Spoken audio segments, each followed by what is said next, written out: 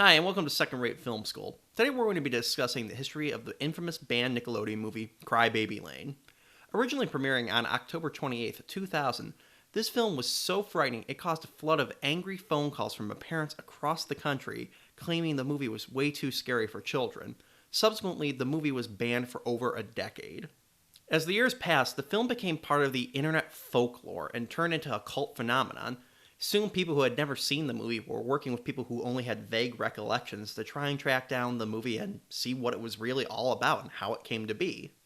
Well, today we're going to find the true story behind this hidden Nick flick. To help me shed light on the film are my guests today in their first ever interviews discussing the film at length. First, we have the film's executive producer, co-writer, and director, Peter Lauer. Hello. Then we have executive producer and co-writer Bob Mittenthal. Hey. And finally, we have director of photography John Inwood. Welcome to the show, guys. So this is going to be a two-parter to make your viewing experience a little more manageable. Part 1 will focus on the road leading up to Crybaby Lane, its production, and the movie itself. Part 2 will then focus on the backlash the film received, its banishment, and the internet fervor that led to its rediscovery, and then the legacy of the movie 21 years on. Well, let's get things started with our exploration of Crybaby Lane, the movie too scary for Nickelodeon.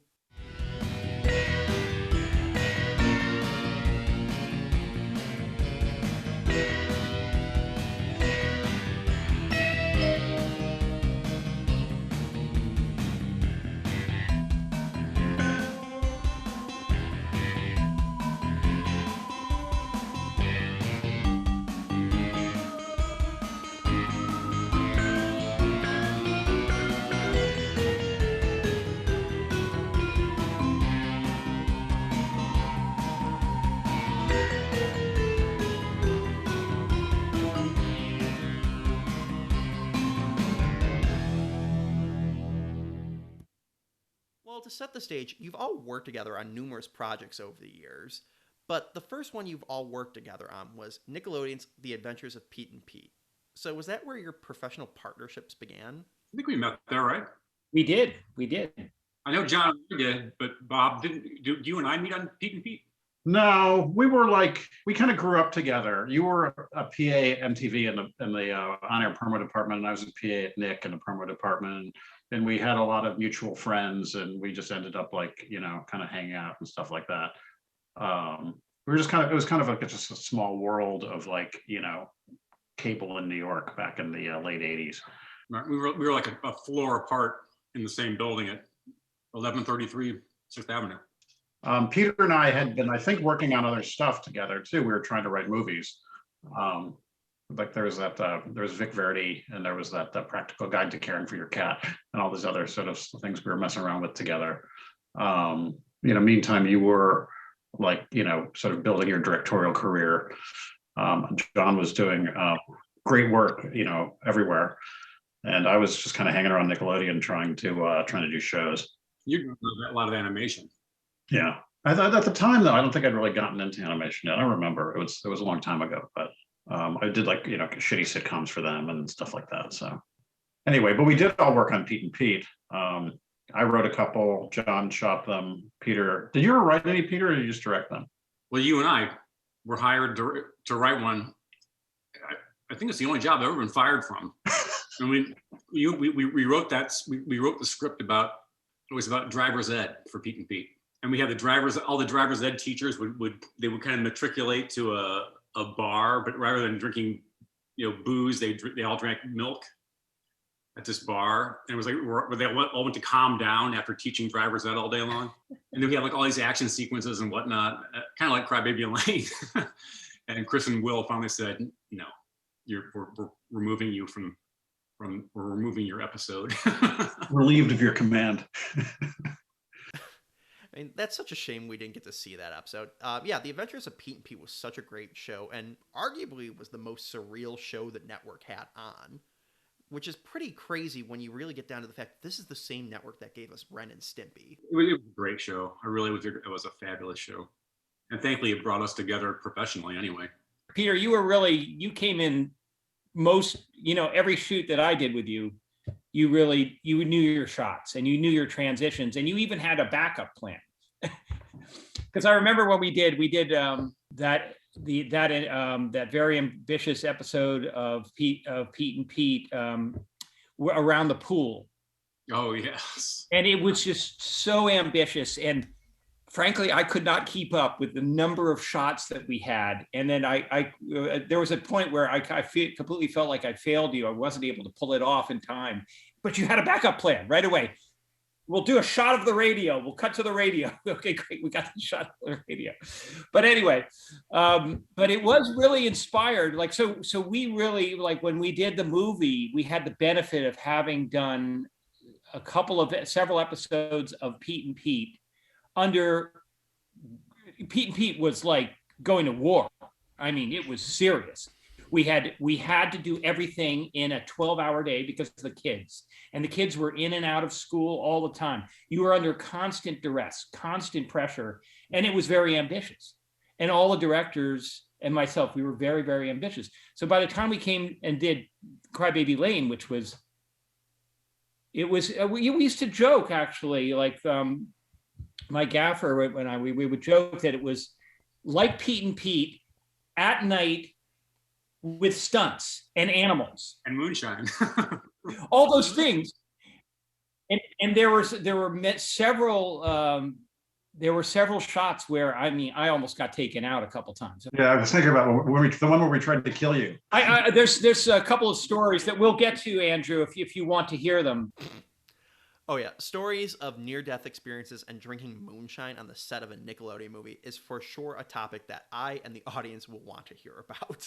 Well, on that note, we have now fast forward to the late 1990s, so now we're at the beginning of pre-production. So, Peter and Bob, what was the genesis behind the premise for the movie?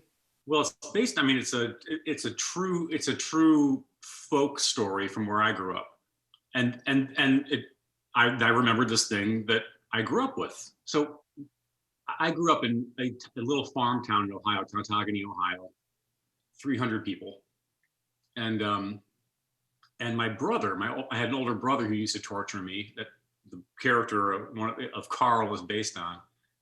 And he would tell me, he was like 16 when I was 10. And he would tell me, like, because he could drive.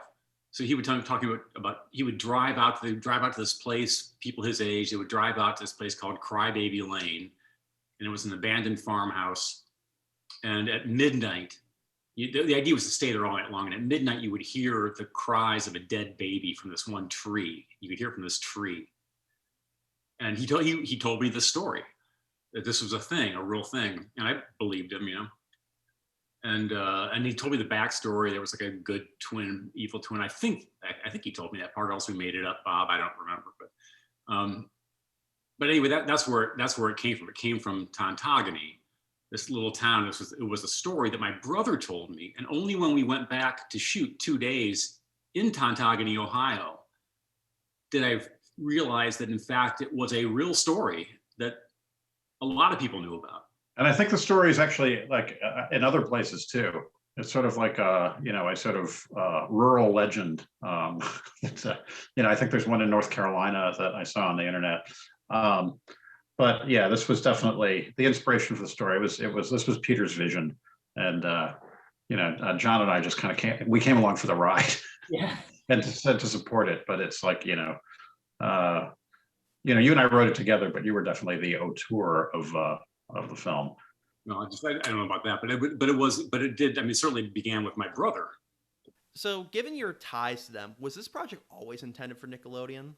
The way this came about was Nickelodeon approached Bob and I to do something about, they wanted something in the vein of Abbott and Costello Meet Frankenstein, but for kids.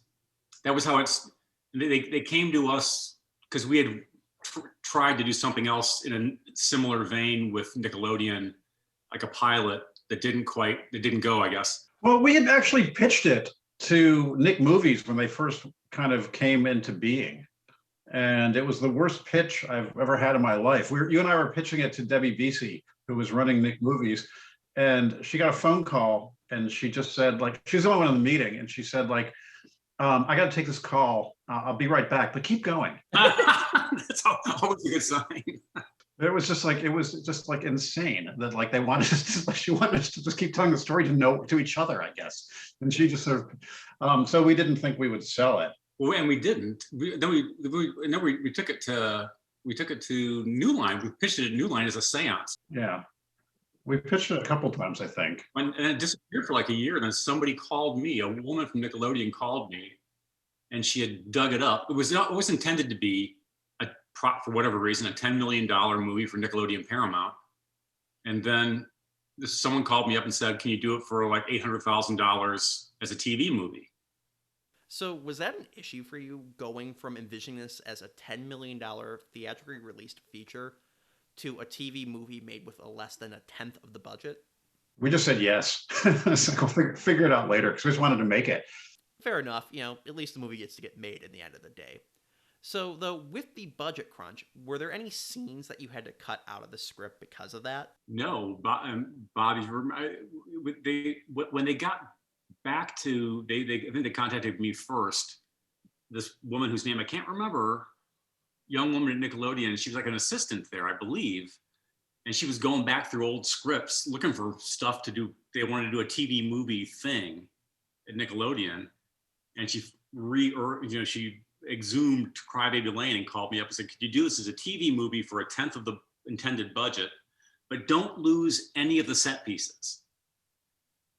It was like, don't lose it, don't lose any of the car chases, don't any of the explosions, don't like keep all that stuff, but cut the budget by 90%. So really, we did everything that was in the original script except there was a skinny dipping sequence. We had a thing where they humiliated Andrew. All the Girl Scouts got him into a skinny dipping situation, and they got him basically naked, and they started pelting him with mud or something like that. Yeah, I mean, we sort of combined it with like the bull scene, I think. When he landed in like the mud or the pig shit and had to take his clothes off, and then the girls all shut up and laughed at him. Obviously, nothing would have been shown even in the theatrical released version, but that does lead to my question of how you guys dealt with standards and practices. So, while you didn't actually have to cut out any major set pieces or moments, were there any challenges you didn't foresee with your original script now that this is going to be on a TV and dealing with a much different set of rules? I still do a lot of kids TV and a lot of Nickelodeon TV, and like the standards and practices have gotten really, really, they're just like, they're much more sort of professionalized, and there's just things they just won't let you do. And I remember, we have smoking, we have alcohol, which they won't let you do. And we have kids riding bikes with no helmets. And I remember they came to us at a certain point and they said, like, they got to wear helmets. And Peter was just like, no way. It will ruin the whole movie if you put helmets on those kids. These kids would never wear helmets. It's just not believable. Carl's insane. He's not going to wear a helmet. And so like the compromise was, we'll have them wear wool hats. and they bought it. And they said, okay. There's the scene where somebody goes up they knock on a door trying to find somebody else, and the woman answers the door and she's got the baby and she's smoking. Yeah, that's my daughter, the baby. That's right. And the kid says, "You're going to kill that baby. You're going to kill that. You're killing your baby." And how do we softened that though to something else? You changed it to, "Cookie dough? That's gonna kill the baby." They're out back in the Rambler. It's ecology night. Oh yeah. Yeah, it's a great little moment that I really love because it just feels so real. You get the idea that this happens a lot. This girl comes over to visit her friend often, and she's always trying to peddle her cookies in some way, shape, or form. So this time it's the safer alternative to the mom's homemade cookies. And this mom is just tired of it and just kind of hand waves away and is like, whatever, I'm done. And that's pretty cool because we didn't get to see exasperated parents like this a lot in 90s and early 2000s kids entertainment, especially on TV. And it just makes it feel that much more realistic. That's especially good because this acts like an anchor point to the movie to make it more real, which really helps when the supernatural elements start kicking in later on. This was what it was like to have parents, as kids who grew up in the like 60s and 70s. It's like the parents didn't really give a shit about us. They had their own lives, Unsupervised. We were unsupervised. I mean, John has stories about like going from roof to roof and over on Brooklyn buildings, when he was a kid. We'd get into the subway tunnels, into the docks. We'd scale up the cables to the Brooklyn Bridge towers. Good God. Get high and climb back down. Well, good to know Child John was a whole lot cooler and more badass than I am even now. Though, rounding back to the budget, given the fact that this would turn out to be a pretty grueling schedule and the crew couldn't have been paid a lot with this budget, was it difficult sourcing people to work on it? This thing was so low budget that we couldn't find people to work on it. I called in a lot of favors to get my crew together. I know that. I mean, guys who I got work with a lot, they knew that they had to serve time with me on this. Yeah, and people were like, it was Teresa Mastro Piero. I went to be the production designer, not to knock Jody who did a great job. In fact, I would give her credit because she had the guts to do it. But Teresa, who I was working with for 2 seasons on another series, was like, I can't do it. It's like it's just that there's nothing to work with here. There's just no money. There's just no resources. We cobbled this thing together. It's amazing that it got done. And I mean, this is as good time as any, I guess, to mention that even though you had a pretty small budget, the movie's locations and sets look amazing. You really get the feel of a small Midwestern town, Rust Belt kind of feel to it here. So what was the process like trying to find a place to shoot this? And were you a little worried about the budget? We were so constrained. The neighborhood that we shot, for example, was a condemned neighborhood. We literally we couldn't afford anything. And we were out scouting in New Jersey for this neighborhood, and we'd given up. We couldn't find anything. And we were driving back one night. It was like the gloaming, where the sun was setting. And I saw out of the corner of my eye, I saw like an A-frame rooftop, or a couple of them. I thought, what's that? We're just desperate. We turned around in the van and we go down. We found this little neighborhood, which is where we ultimately shot, and we got it. We could afford it because it was basically free, because they were going to bulldoze the whole thing. It was condemned. We shot the whole movie with no electricity, no water, no heat in this condemned neighborhood. It was miserable. I think that neighborhood, they found something like toxic waste or lead in the water or something. And that's because the buildings were not that dilapidated. It was like one of those sites. What do they call them? Superfund sites, like the Gowanus Canal near where I live. Love Canal, yeah. Yeah, it was bizarre. Yeah, no electricity. So we have a script, crew, and now we have the town. So the last part of the puzzle here is the cast. And I have to say, for a TV kids movie, the acting is really good in this. Everyone's just great, but I think the first cast member we should focus on is Frank Langella as Ben. He's great, but from what I understand, he wasn't your first choice for the role. You were actually aiming for Tom Waits originally. Is that true? Well, yeah. In fact, I went through my garage and I found the old my book for the movie, and even in the storyboards, I drew Tom Waits, that guy in the dark suit. That's my version, my cartoon version of Tom Waits.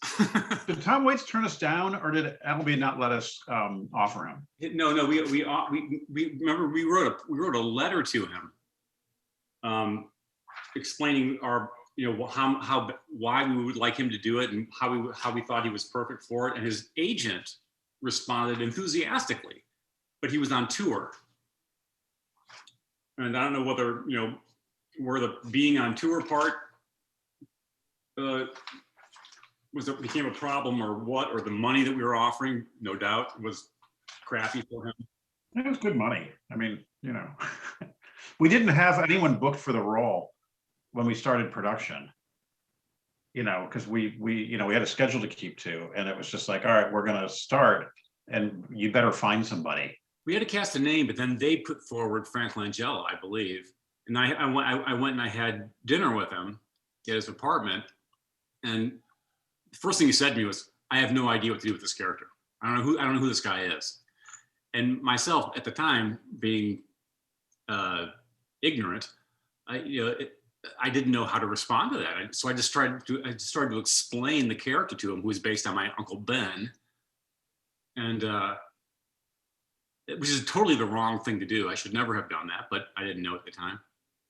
And he never had a clue what to do with the character, which is, and I'm not faulting Frank Langella. He's a fantastic actor, obviously. But Bob and I, previously to that, had been out to Los Angeles. We did remember we did auditions at that Holiday Inn off of Sunset Boulevard. And we had 3 actors who were not names, but they were great. They were great. So we had an embarrassment of riches with actors to play this part. But then we want to get J.K. Simmons, and it's like nobody knows who he is. Yeah, I had worked with him on that HBO show previous to Crybaby Lane. Yeah, he would have been fantastic. So we had a handful of actors who would have been great, but Nickelodeon insisted ultimately on Frank Langella because they wanted to get Entertainment Tonight on set. And ultimately, not only did Entertainment Tonight never show up, Nickelodeon magazine never showed up. It's as if anyone watching Nickelodeon would give a shit who Frank Langella is. He's great, but that's the fact, Yeah, I can say as someone who was the target age at the time, I had no idea who the hell Frank Langella was. If they really wanted someone with star power us kids could get behind, they should have gotten Mark Summers from Double Dare. That would have gotten my attention. Yeah. We should have gotten him. Just having watched the movie again yesterday, and I don't think I watched it since we edited it. So this was like an inspiration for me to actually sit down and experience it on YouTube. I think he was really good. I think he sort of has that quality of just like being like a fuck up, And there's that line. I was going to actually send it to you guys in an email where it's like, I know it sounds bad. It is bad. I'm a bad undertaker. That was a great line. I think you wrote that line, Bob. That was one of your many great lines. I don't know if I wrote that line. It sounds like a Peter line. Anyway, I did want to say that like we started shooting and we didn't have Frank cast, and there was all this pressure, and they were going to shut us down if we didn't get somebody who was a name. And the first night we were out in the cornfield, and I like went back to the trailer where we were, or to the production office, and I said, "Is there a PA who can take me to the hospital?" And I said it's very quietly. I didn't want to like cause a fuss, but I really thought that I was like having a brain aneurysm and I was going to die, and I thought it was going to be very bad luck if I died, on the first night of shooting. God, could you imagine if you had actually died while making it? That would have made this movie seem even more cursed than it already was. People would have been like, "This movie is so evil. I hear the writer died." Yeah, I didn't die. It turned out to be migraines, and it's all fine. Well, even though Frank was the big name of the movie, obviously this is a kids movie, so the kids are the stars of it. And I have to say, they're really good in this. There's not a single case of bad kid acting to be found in this. I think the performances are pretty strong, though. I think that the kids are really, they're good. They're pretty damn good. Yeah, Andrew and Carl were really good. But some of the girls were quite good too. Yeah, the one who played the main kind of bad girl who turns bad, Kathy, the one with the spider on the tongue. Yes, She was good. Yeah, I looked her up. This was her only credit. I know. I was looking up the credit. Yeah, many of them, like I think even Lark had a little bit of a career, but yeah, he did a lot of video game stuff. We did not launch a lot of careers with this film. I'm Melissa Joan Hart, otherwise known as Sabrina the Teenage Witch, and I gotta say it's good to be here on Halloween weekend hosting SNICK. Why, you might ask? Well, I'm glad you did, because tonight, Nickelodeon brings you the world premiere of an original movie called Crybaby Lane. It's scary, spooky, and special, all that stuff we teenage witches go for. I, for one, am pretty psyched. So, pop up some popcorn, get a blanket to hide under, and maybe one more thing. Some company on the couch. Here comes Nick's original movie, Crybaby Lane. Well, this brings us to the movie itself. I'm going to talk about the production of the movie and my review at the same time, since most of the talking points are intertwined. So the movie opens up with Frank Langella recounting the movie's version of the urban legend of Crybaby Lane. There was a farmer whose wife gave birth to twins. But something was terribly wrong. So right off the bat, we can see that this doesn't look or sound or feel like a typical Nickelodeon movie. And that's what makes it so awesome. I'm sure this scene alone accounted for a good chunk of the parental complaints. So finding your typical Midwest town was one thing, but what specifically were you looking for in this house, and what was the process like finding it? When we were looking for location, we were shooting it in New Jersey for Ohio, but New Jersey does not look like Ohio. And the farm towns are definitely very different. They're different in their layout, and the houses are different.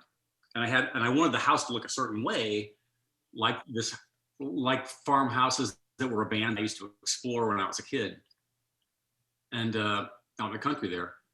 So Bob and I were in New York, and I called my sister who was back in Toledo, Ohio, and I said, "Would you mind just go for a drive back to where we grew up and look around for a house that looks like this?" And I faxed her a picture of an Ohio farmhouse. So she goes. So I get a call from her, a fax or something, saying, "I think I found your house," and I'm freaked out. So she faxes me a picture of a farmhouse. Like, it's perfect. It's exactly what I had in mind. It's an A-frame clapboard, Ohio farmhouse with overgrown trees all over it. Get her on the phone, and she tells me. So I drive out. I drove out there with my baby daughter in the car seat in the back of my minivan, and I thought this place looks promising. So I drove up the remnants of a gravel driveway. I got out with my camera, and I'm taking a picture, and I'm getting freaked out.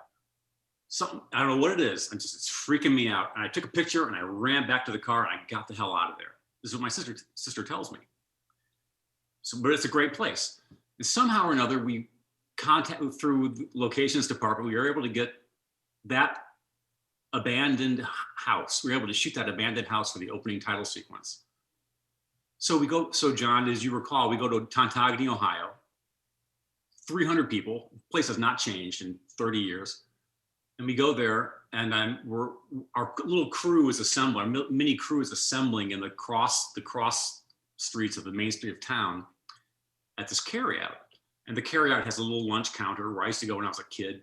And I go there, and somebody's asking me, "What are you guys doing?" "Oh, we're shooting a couple of days for this movie. It's a Nickelodeon movie." "Oh, really? What's it called?" "Crybaby Lane." "Oh, yeah, Crybaby Lane. Yeah, you're doing a movie about that." I'm like, "Yeah." "Oh, where are you shooting it?" Like, "Well, we found a house over here on Portage Road." And the woman behind the counter went white. And she's like, "That's it. That's the place."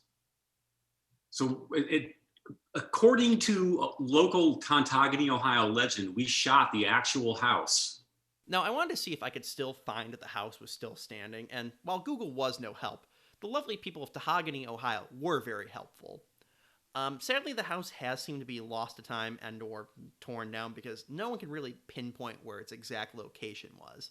Though, showing you the ever-evolving nature of urban legends, that was actually the second Crybaby Lane house. The original one burned down in 1964.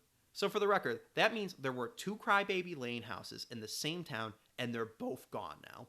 Coincidence or something else? Moving on. Now, while the house is already visually interesting, most of the interesting elements come from John's camera work. It looks like something out of a European indie movie, not a Nickelodeon movie. So, John, what was planning and shooting this sequence like? Well, I mean, I came from indies, and then my whole career changed when in between indies, I would work on Nickelodeon promos. And then I found out that, hey, they were looking for a new DP for Pete, The Adventures of Pete and Pete.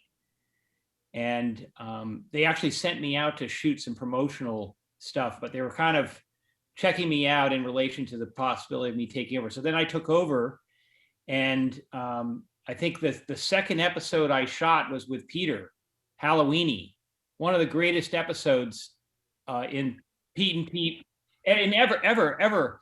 But the show really changed my whole career. I mean, I love doing indies and everything, but there were so many great young directors on that show, including Peter and others like friends of ours like Chris Koch and Adam Bernstein, and all of them have gone on to have incredible careers. But they taught me a lot, and Peter was particularly inspired, and he would come in with a plan.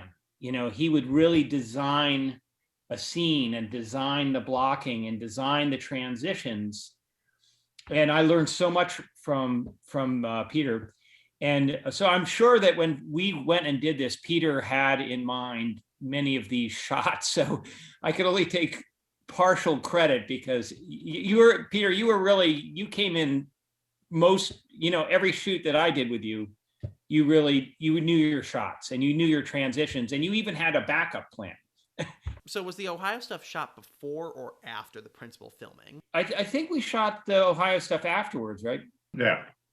So we were able to be rested, and then we got into it. And I can't believe how much we did at night in that town, and I'm so happy with how it all looks.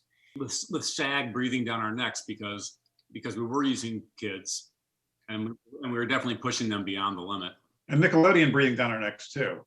After that very disturbing intro, we meet our main characters, Andrew and his older brother Carl. The duo are visiting Ben the Undertaker, and as is implied, this is a pretty frequent occurrence for them, hearing some of his creepy stories. Carl is amazed, but the more timid Andrew points out that it's time for them to go home. We now get a scene of the two brothers riding their bikes through the opening credits of the movie, and this is where we get another great sequences of John's shots and hear the musical score for the film, which is the perfect combination of the bounciness and spookiness that you associate with Halloween, especially when you get the choir-like vocals at one point. Later that night, Andrew has a nightmare of Crybaby Lane and goes to his parents' room to tell them about it. We get a hint that this is a reoccurring issue for them, and his mother then chastises Carl for taking Andrew to Ben's. The following day, Andrew meets up with his friend Hall, who's a Lord of the Rings fan, something not often seen in pop culture prior to the Jackson movies, which would not be released until the following December. Hall, fun fact, is played by Mark John Jeffries, who has had quite the career for himself, but for the purpose of this channel and in jokes for my usual co-host, I will point out that he's the son in the Haunted Mansion movie and had a small role in Spider-Man 2.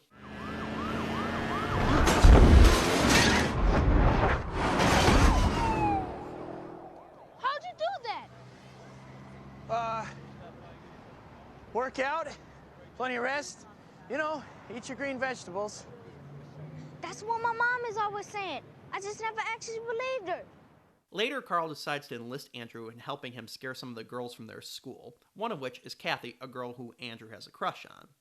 They decide to use the Crybaby Lane story to scare the girls by holding a mock seance at the town's graveyard.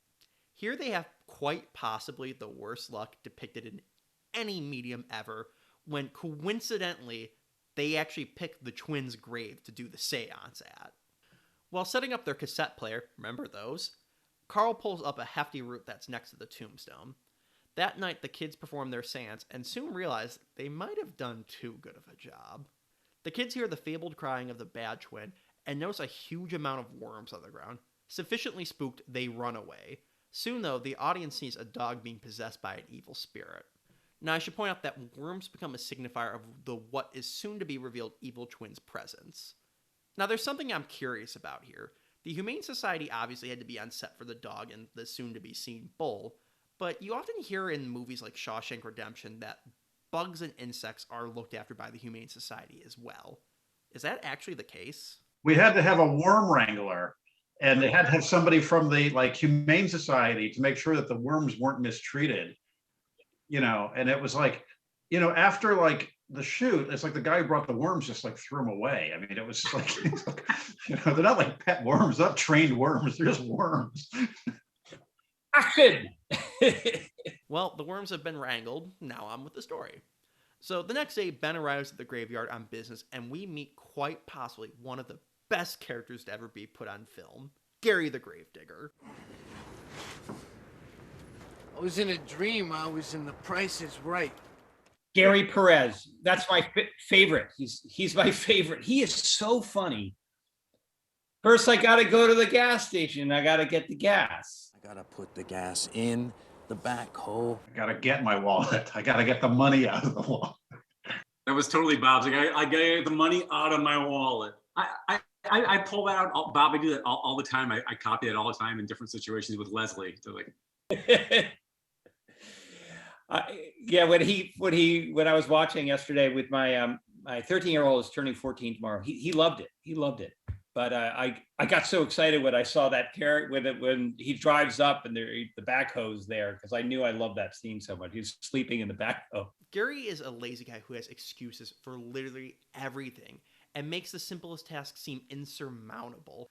I love the banter he has here with Ben and what it really takes to do his job, supposedly. As the scene continues, Ben and Gary find evidence of the boys' prank, which points to Carl, as he had written his name on the cassette tape. We then see the now possessed dog, who as Ben usually describes as being a sweetheart, become a vicious animal and attack Gary. Ben helps Gary home, and despite the fact he's going on about how much in pain he is, Ben notices that there's no bite mark on Gary's leg, to which Gary complains he just needs workman's comp. Another nice moment to add on how lazy he is. Gary blames the whole situation on bad luck due to the root being pulled at the tombstone. This causes Ben to leave puzzled about the entire situation. Ben visits the boys to try and get to the bottom of what's going on, when we actually get a pretty interesting moment. We find that the boy's mother already dislikes Ben for a never-revealed mistake he supposedly made with their grandmother's funeral. I don't like you. I guess you're really upset with me about your mom's funeral, huh?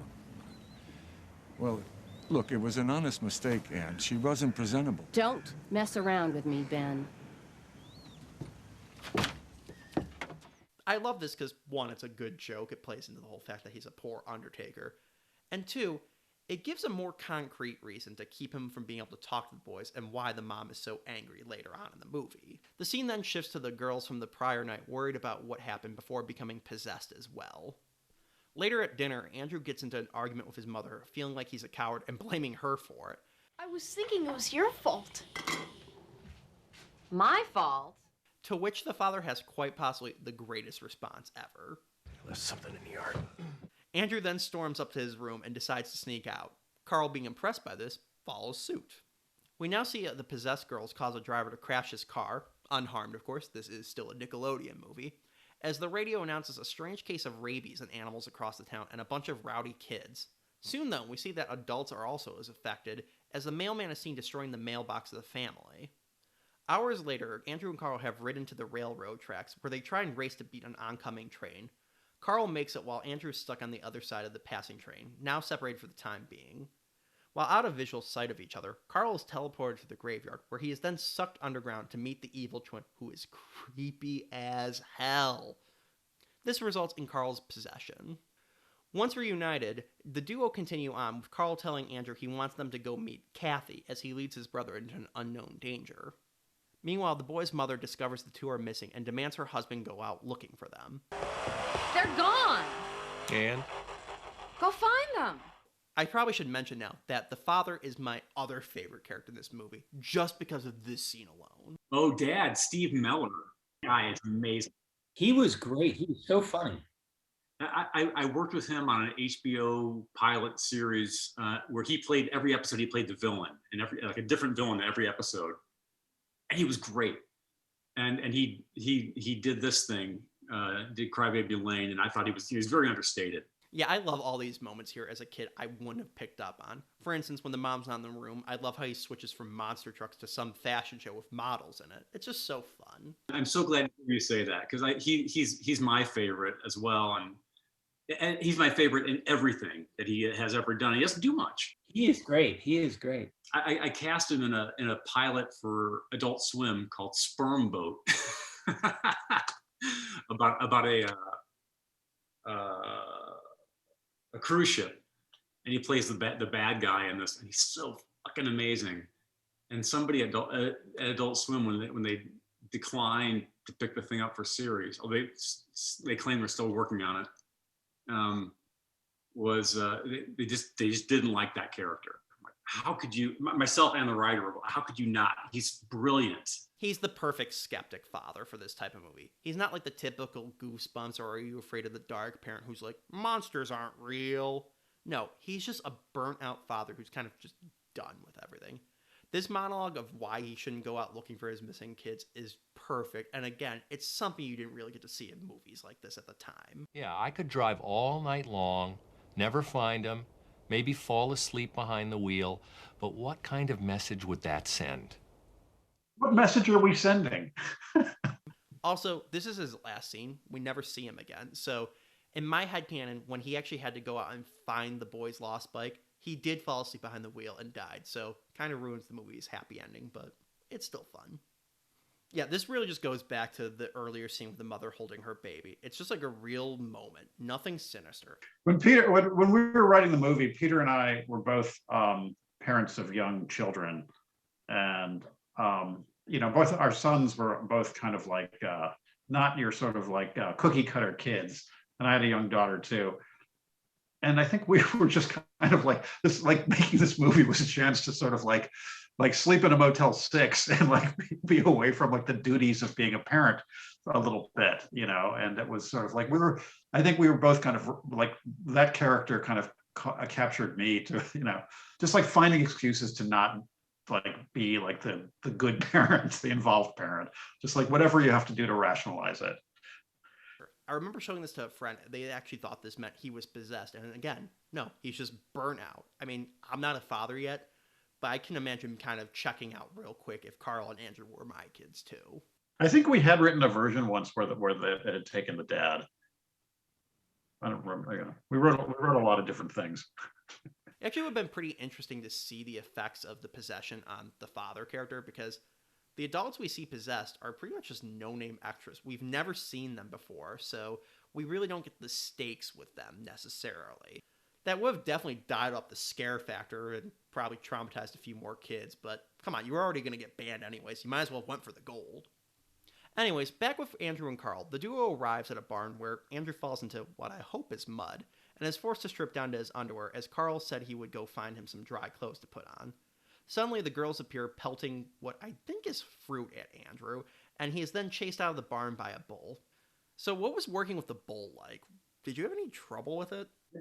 That bull, that little bull though, that was whose name was Crazy. Her name was Crazy. Was a not a bull, but she was a mom, and she was a beefalo. She was half buffalo, half cow, but she had this crazy, dead-looking face, like skull face, and she had the big horns.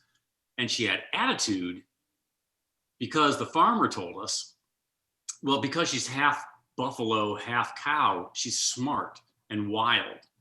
And if another cow or whatever gets between her and her calf, she will jump over the back of the cow or gore them. That was a dangerous animal. And the scene that we shot with it nearly went south. It actually didn't involve me, but we were lining up that shot where we shot it in separation. So we shot Carl's side, and I did a handheld shot at him. I operated most of the shots. But when we were turning around and shooting the bull, getting the bull all ready, it was in a pen just outside the barn. And Peter and I talked about where we're going to take a little ARES. We shot it in 16 millimeter, and we're going to put it in the stall, not in the stall, in the runway, low on the ground, and get a low, dramatic, low wide angle shot of the bull running past. Great, awesome. So we have the camera, we've got it placed. We've got I'm doing the pan shot, and there's another shot at the other end. And so we're ready. And I send my assistant over to get ready to roll the camera, because it's just what olden times, 16 millimeter, had to actually press the start button on the camera. So he's in the runway when there's a commotion and a confusion, and the bull appears at the end of the runway and is looking at the camera assistant and about ready to charge. I think he started the charge, and my assistant like leaped over the fence and just made it as the bull went by. Into a pile of pig shit. In a pile of pig shit, probably. So that was one close call. Very, very close call. So Andrew begins running away from the barn, knowing that there is something deeply wrong with Carl. He soon arrives in the backyard to try and steal some clothes, where he sees a bunch of drunk, possessed guys grilling. Doesn't seem too bad until this happens.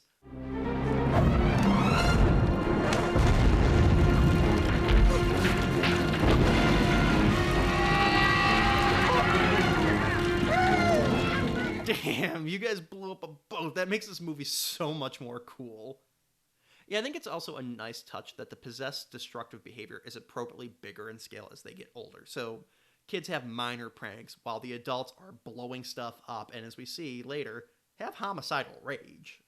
So, quick question though. What was it like filming the boat scene? I didn't actually remember the scene with the fishermen when I was rewatching the movie. I was just like, what's going on there? And then it's just like they blew up the boat. We found the boat and the people we were filming it, like we were using extras, and they were like, yeah, that used to be my boat. I used to own that boat. After stealing some clothes, Andrew makes his way to Ben's for answers. Ben is finishing up a funeral, and we see the father of the family looks pretty familiar. What? Here, look, see, it's all itemized.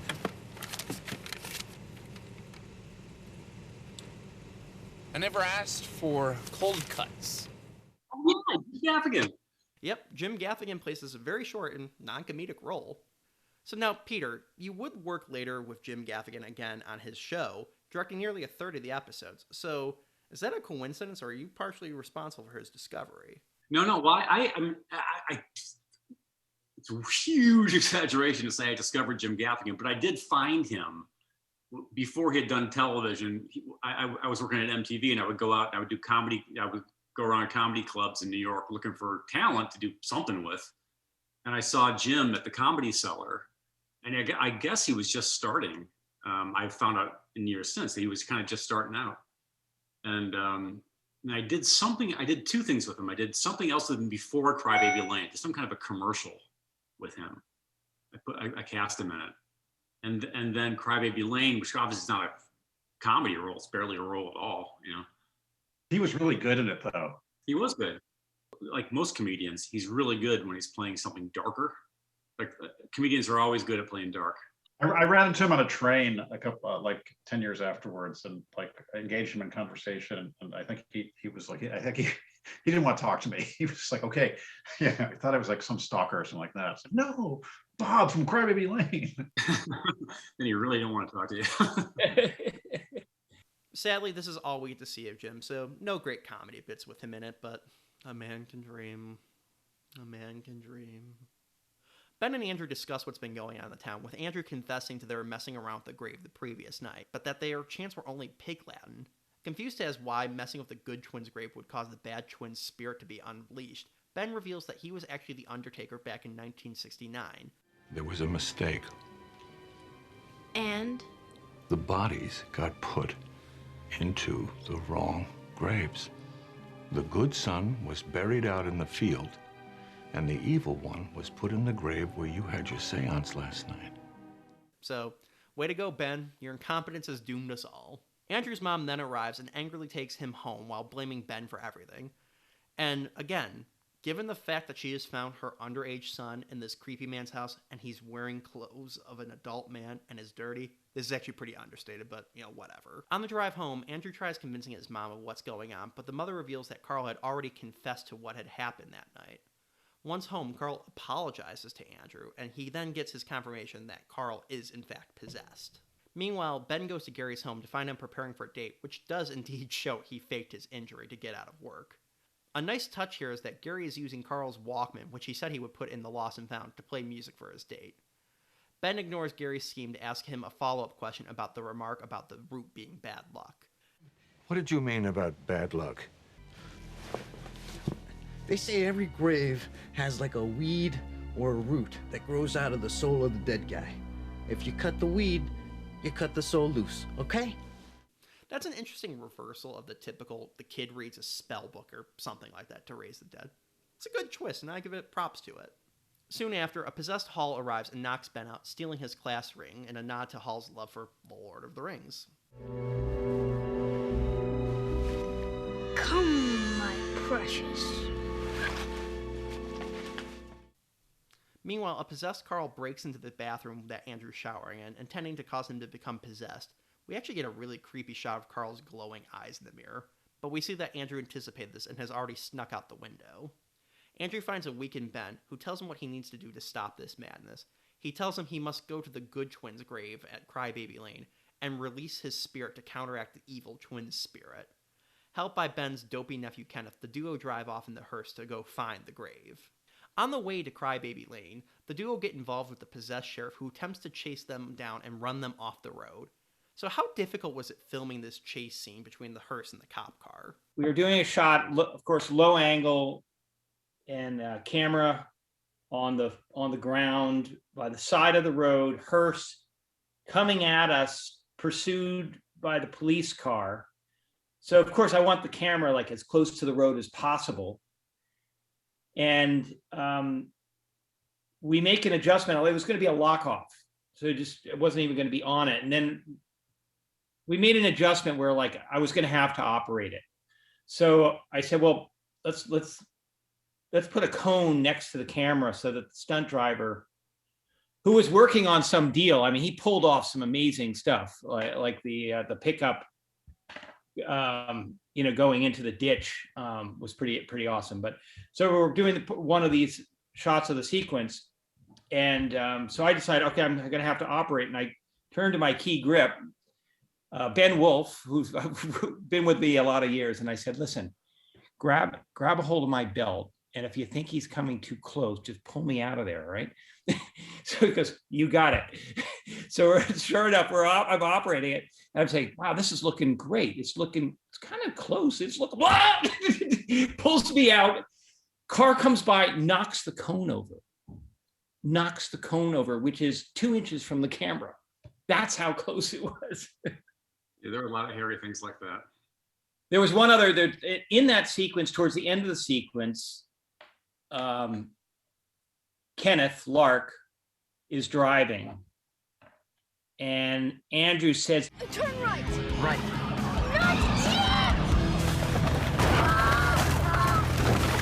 So we do this whole sequence where he's going to go through the trees, and we lay some track down. We do a nice dolly shot, and we're consulting with the stunt driver. He knows his path. We've got a second camera.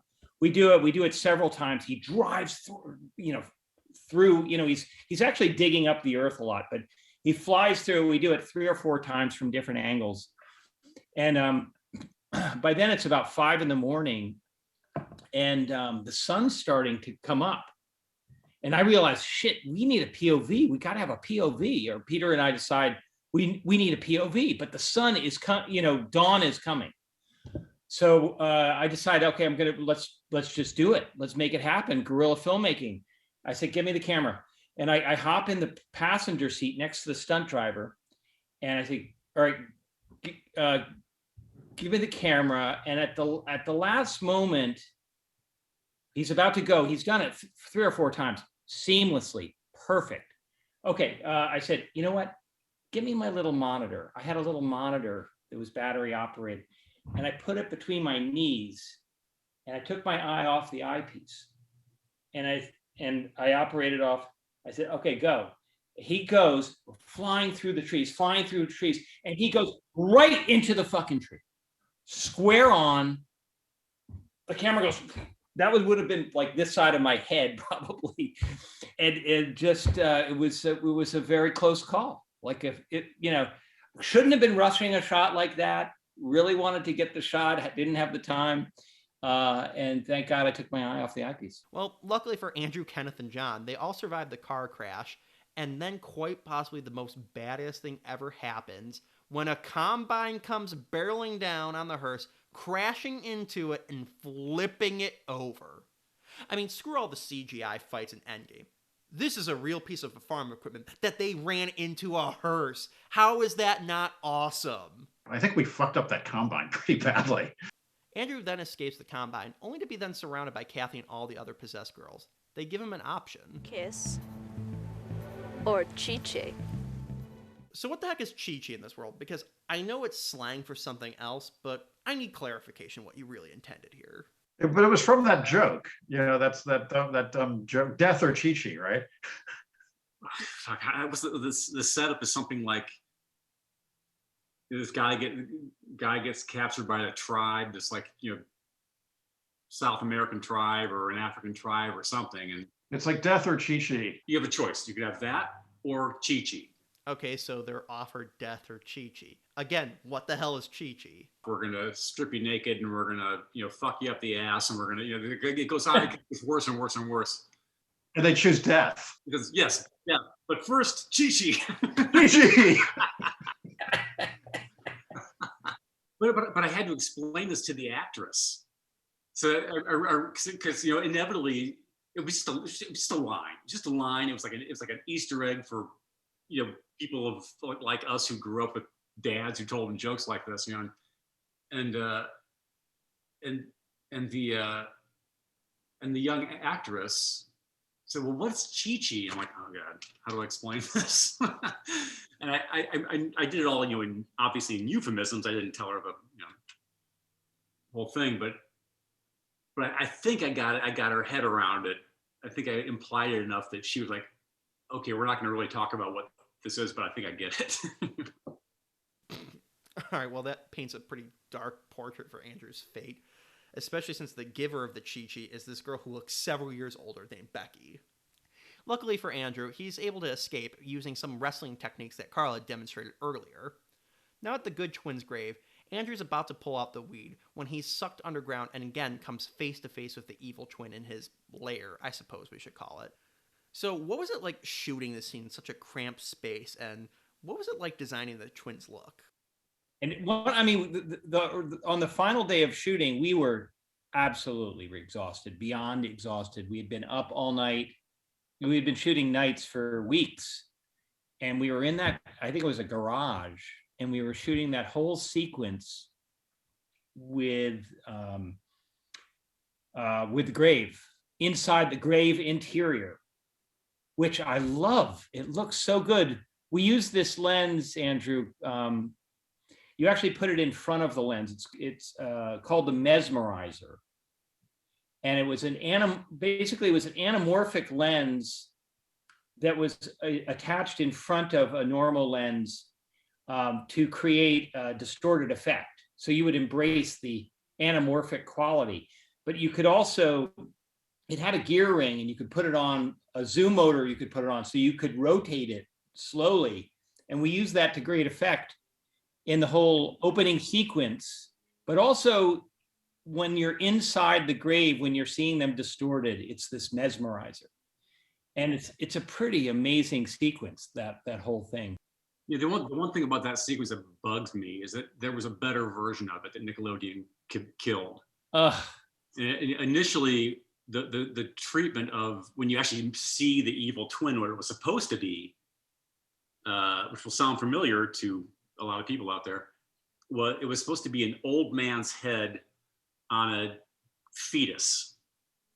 It was you're in the womb and it's a fetus in the womb, curled up in the womb, but the face is that of an old man because the creature kept aging throughout the years, but it still it maintained its. Well, of course, this was done later on by Harry Potter.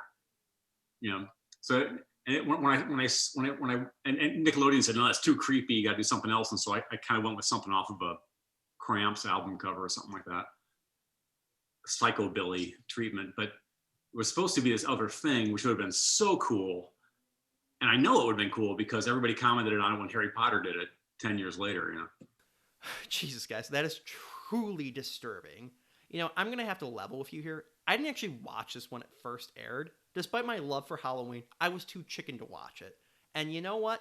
Probably a good thing, because I can't imagine having a kid also named Andrew being confronted by this creepy-ass monster, and what you originally intended would have been very good on my psyche. Andrew age 7 couldn't handle that. Hell, Andrew age 27 can barely handle that. Andrew is able to fight off the evil twin, then crawl into the evil twin's coffin in a moment that must be incredibly uncomfortable for people with claustrophobia, but manages to put the root into the skeleton and thus ending his reign of terror. The following morning, everyone's turned back to normal, with the possessed only having a vague, dreamlike memory of the events. Carl then apologized to Andrew for everything he's done, and the movie ends with a now more confident Andrew listening to Ben's stories with Kathy, whom's implied to be dating now, while Carl has embraced his inner nerd by hanging out / playing with Hall. As we fade out, we hear the evil twins laugh one last time, effectively ending the movie with a question mark.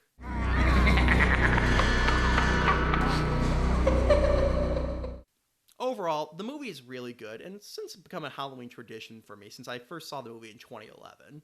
It's not without its flaws, of course, but when you combine the production design, the acting, the writing, the directing, and just everything about it, it's much better than a Nickelodeon TV movie of the week had any right to be. Now, as to whether parents were rightfully angry about how scary it is, well, I'll get more into that in part 2, but just quickly summarizing my feelings, yeah, it is pretty scary, especially when you consider the fact that this came on after an hour of Rugrats Halloween special, so a couple notches more on the intenso-meter, but that also makes it a couple notches cooler, in my opinion. Ultimately, I think what really makes this movie so good is the fact that Peter, Bob, John, and the rest of the team took it so seriously, and their effort shines through, revealing a really solid Halloween kids movie that, sadly, us 90s kids didn't get to really enjoy too much.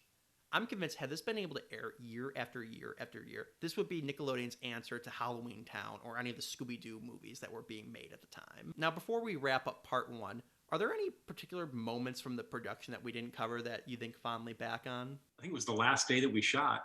There was, for whatever reason, we shot through fall. I remember being in the woods and watching the trees, you know, the leaves change and then ultimately fall off. It was so special. To this day, I retain that image of like life in the woods. You know, it was really gorgeous. And then at the end, I guess the water had risen. There had been rains or whatever, and the woods was flooded. Remember that? And I, at the time, I was driving a Ford Bronco, and I remember taking everybody, like the last day, taking people out for drives through the swamp.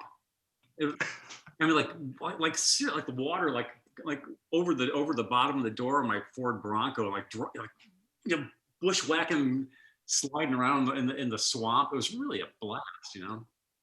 And the whole crew got like booted out of one motel and escorted by the police to another after they had a moonshine party, you know. Yeah, well, we would shoot all night and then we'd go back and then have a little party each night, each morning. It would be like, 8 in the morning. God, I would have loved to see the set gone completely off the rails with the kids drinking moonshine. Andrew passed out in the corner of the barn or something.